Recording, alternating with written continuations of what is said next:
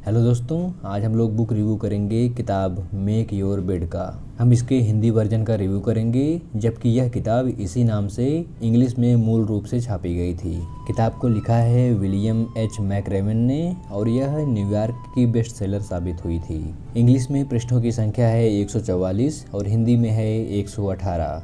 English में इसका मूल्य है 209 रुपये और हिंदी में इसका मूल्य है 135 रुपये।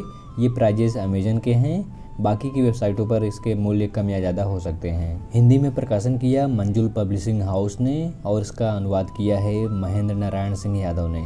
ये हैं एडमिरल विलियम एच मैकरेमन। इनका यूट्यूब पर एक वीडियो वायरल हुआ था जो इन्होंने 2014 में टेक्सास यूनिवर्सिटी में अपना भाषण दिया था। इस किताब के राइटर वही हैं और लगभग वही बातें इन्होंने उतारी हैं जो इन्होंने स्पीच में दी थी। किताब में मैकरेमन अपनी ज़िंदगी की कई सारी बातें करते हैं। वे बातें करते हैं कि जब वे नेवी सील में ट्रेनिंग के लिए गए थे तो उन्हें क्या क्या तकलीफ़ें मिली थी और उनको क्या क्या सीखने को मिला था। ये सारी बातें उन्होंने किताब में लिखी हैं। किताब में कुल 10 चैप्टर है और सभी चैप्टरों में इन्होंने 10 मूल मंत्र दिए हुए हैं। प्रत्येक चैप्टर में ये अपने पास्ट का कोई न कोई वाकया छेड़ देते हैं और उस चीज़ से क्या सीख मिली और इनके जीवन में क्या परिवर्तन आया उसके बारे में बात करते हैं। जैसे कि सबसे प्रमुख कोट कि अगर आप उस दुनिया को बदलना चाहते हैं तो शुरुआत अपना बिस्तर संवारने से कीजिए। ये इनका प्रसिद्ध कोट बन गया है। इसका कुल मतलब यह है कि अगर आप सुबह उठते हैं और अपना बिस्तर सही करते हैं तो आपको एक एनर्जी मिलती है और आपको लगता है कि एक काम कंप्लीट हो गया है और बाकी कामों में भी आपको एनर्जी मिलती है करने के लिए। ऐसे ही अपने ट्रेनिंग के दिनों में सभी घटनाओं के बारे में वो चर्चा करते हैं, जैसे कि केवल हृदय की विशालता ही मायने रखती है, जिंदगी आसान नहीं है, आगे बढ़ो,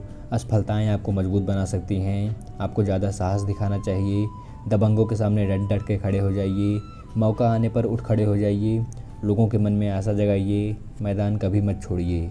ऐसे ही ये अपनी कहानी बताते हैं और उस वाक़ये को बताते हैं और बताते हैं कि ऐसा मेरे साथ हुआ था और आपको ऐसा नहीं करना चाहिए। उनके जीवन में यह सब फॉलो करने से क्या क्या परिवर्तन आया है उसको उन्होंने विस्तार से लिखा हुआ है और आज वो जिस पोजीशन पर हैं इन्हीं सब की बदौलत हैं। अब बात करते हैं किताब की भाषा की। इसको अनुवाद किया है महेंद्र नारायण सिंह यादव ने, जो कि कई सारी किताबों का अनुवाद कर चुके हैं। लेकिन जैसा कि सभी अनुवाद किताबों में देखा जाता है वैसा ही इसमें भी देखने को मिला। किताब में व्यावहारिकता बिल्कुल नहीं थी। जैसा इंग्लिश में लिखा गया था वैसा ही हिंदी में उतार दिया गया है और यह सब हमको किताब को पढ़ते समय महसूस होता है और इससे पाठक वर्ग अपने आप को कम कनेक्ट कर पाते हैं। दूसरी निगेटिव बात करें तो लेखक ने किताब में बस अपनी कहानी लिखी है।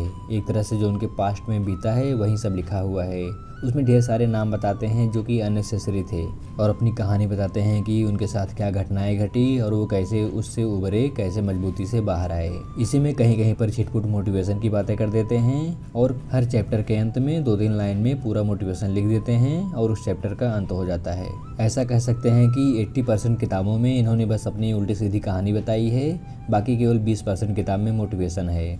और सबसे ज़्यादा बचकाना तब लगता है जब किताब के आखिर के चैप्टर में इनके 2014 वाले भाषण को समराइज किया गया था। एक तरह से यही पूरी किताब का भी समराइजेशन है, मतलब कि जो हम 110 पेजों में पढ़ते हैं वो आखिर के 8 पेजों में पूरा उसका समराइज किया गया है। मतलब अगर हम उसके आखिर के 8 पेज का समरी ही पढ़ लें तो लगभग इस किताब का मोटिव हमको समझ में आ जाता है। कुल मिलाकर के अगर आप इनका वो वाला वीडियो ही देख लेते हैं यूट्यूब पर तो भी आपको वही चीज़ें समझ में आएंगी, क्योंकि वही सारी बातें इन्होंने किताब में भी लिखी हुई हैं, थोड़ा सा विस्तार करके। मेरी राय में किताब को नहीं खरीदना चाहिए। अगर आप चाहें तो वीडियो देख सकते हैं या तो PDF में अगर कहीं किताब पाएँ तो भले पढ़ लीजिए। तो दोस्तों ये है मेरी राय इस किताब के बारे में। आपकी राय मेरे राय से भिन्न हो सकती है, तो आप लोग भी पढ़िए इस किताब को और बताइए कैसी लगी।